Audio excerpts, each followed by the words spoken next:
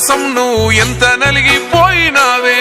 నువ్వు నలుగుతున్నా నలుగురికి చిరునవ్వులనే పంచినావే. ఆ మంచి గుణమే రేవంత్ గుండెలోన నిండినాదే.